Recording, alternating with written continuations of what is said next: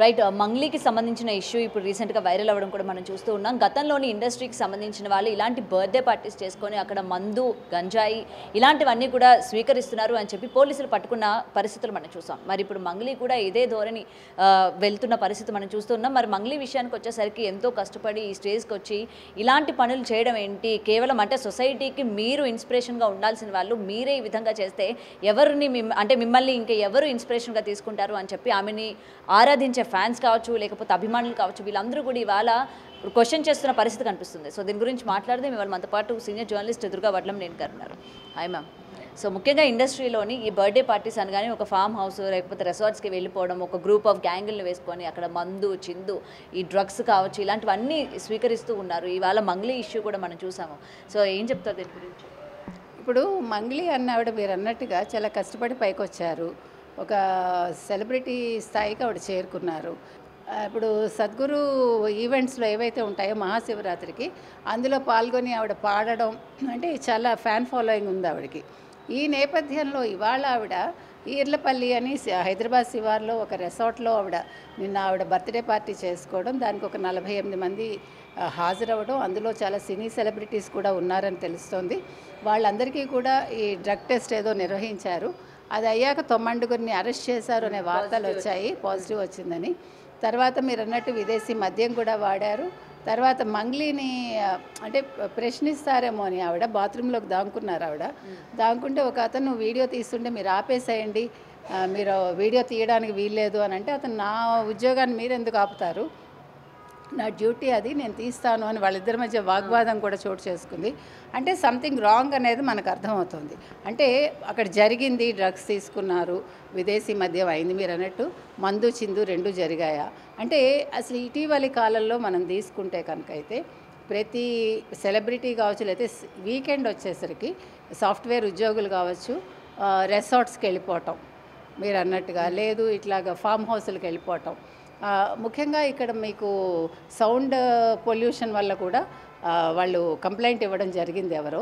అంటే రాత్రి వాళ్ళు అర్ధరాత్రి అని లేదు, అపరాత్రి అని లేదు, వాళ్ళు అంతంత సౌండ్స్ పెట్టి పక్క వాళ్ళకి నిద్ర లేకుండా చేయటం, వాళ్ళ కేకలు అరుపులు, అందులో తాగాక మనిషికి మత్తు కదండి, ఒళ్ళు పై తెలియదు, ఏం మాట్లాడతారో తెలియదు.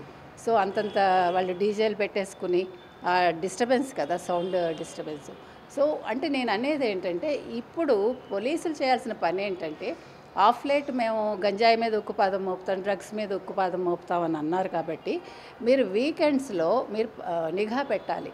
ప్రతి ఏమంటారు ఫామ్ హౌస్ కావచ్చు, లేకపోతే ఇట్లాగా రిసార్ట్స్ కావచ్చు, ఎందుకంటే అక్కడ మీకు దొరుకుతారు కాబట్టి. ముఖ్యంగా దీని మీద ఎప్పుడైతే మీరు కంట్రోల్ చేస్తారో ఇవన్నీ కూడా ఈ డ్రగ్స్, గంజాయి ఇలాంటివి విచ్చలవిడిగా మీకు సరఫరా కావు. ఇప్పుడు మంగ్లీ లాంటి వాళ్ళని చూసి చాలామంది నేర్చుకుంటారు.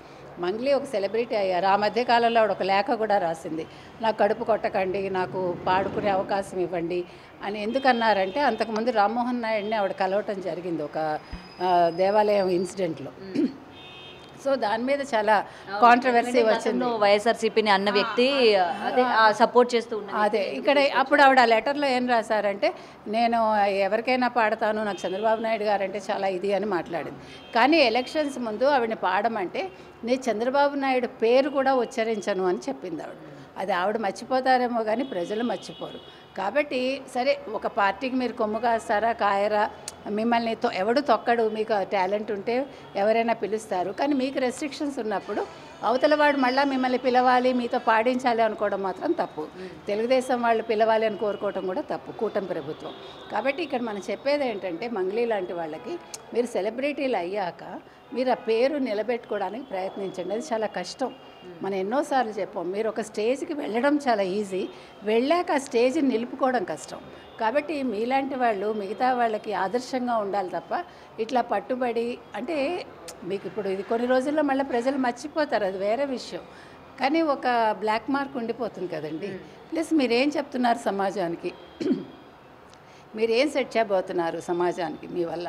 కాబట్టి ఇలాంటి అంశాల్లో వీళ్ళు ఆలోచించుకోవాలండి. బర్త్డే సెలబ్రేషన్స్ అంటే తాగాలి, గంజాయి తీసుకోవాలి, లేదు డ్రగ్స్ తీసుకోవాలి కాదు, మంచి పనులు చేయొచ్చు, గుడికి వెళ్ళొచ్చు. మీకు గుళ్ళు గోపురాలు ఇష్టం కాబట్టి మరి అది మానేసి ఇట్లా చేయటం ఏంటి అని ప్రజలు అడుగుతున్నారు. అండ్ మేడం ముఖ్యంగా ఈ సెలబ్రిటీస్ ఒక స్టేజ్కి వచ్చిన తర్వాత మనం ఎక్కడి నుంచి వచ్చాము, మనం ఎంత కష్టపడి వచ్చాము, అండ్ ఈ ఫేమ్ రావడానికి ఎన్ని సంవత్సరాలు పడింది అనేది కూడా వన్స్ ఫేమ్ వచ్చిన తర్వాత పక్కన పెట్టేస్తూ ఉంటారు. ఇలాంటి ఇష్యూస్లోని ఈ మధ్య కాలంలో సెలబ్రిటీలు ముఖ్యంగా కష్టపడి వచ్చిన వాళ్ళు ఇలాంటి వాటిలో ఇరుక్కోవడం మనం రోజు చూస్తూ ఉన్నాం, అంటే ఇలాంటి ఇష్యూస్ వచ్చినప్పుడు. సో ముఖ్యంగా అలాంటి వాళ్ళకి ఏం చెప్తారు? అంటే మీరు అన్నట్టుగా ఇప్పుడు రేపు పొద్దున్న నాకు ఇంకా అవకాశాలు రావాలి, లేదు నేను ఇండస్ట్రీలో ఇంకా కొనసాగాలి, కాబట్టి నేను ఇలా చెయ్యాలేమో, అంటే ఈ రకంగా అందరితోటి కలివిడిగా ఉండాలి, తర్వాత నేను డ్రగ్స్ తీసుకుంటే నన్ను గుర్తిస్తారు, లేదు నేను తాగితేనే గుర్తిస్తారు అనుకుంటే ఎవరు ఏం చేయలేరు. అవి లేకుండా కూడా మీ క్యారెక్టర్ని బట్టి మిమ్మల్ని అందరూ కూడా రెస్పెక్ట్ చేస్తారు. సో ఆ గౌరవం నిలుపుకోండి. నేను చెప్పేది అది. దానికోసమని మీరు ఇలా తప్పుడు మార్గాల్లో వెళ్ళక్కర్లేదు, మిమ్మల్ని మీరు ప్రొజెక్ట్ చేసుకోక్కర్లేదు. ఒకసారి మీకు మీడియా వచ్చాక మీడియాని మీరు కంట్రోల్ చేయాలనుకోవటం కూడా సబబు కాదు, ఎందుకంటే అది వాళ్ళ ఉద్యోగం. మీరు బాగున్నప్పుడు మీరు ఎట్లా ఇంటర్వ్యూలు ఇచ్చేసి మీ గురించి వెయ్యమంటారో, బాగులేనప్పుడు కూడా వాళ్ళు వేస్తారు. మీరు ఇవన్నీ ముందే ఆలోచించుకోవాలి. వాళ్ళు వచ్చి తీయటం తప్పు అనే కంట మనం చేయటం తప్పు అని మనం అనుకుంటే ఇంత దూరం రాదు. Thank you ma'am.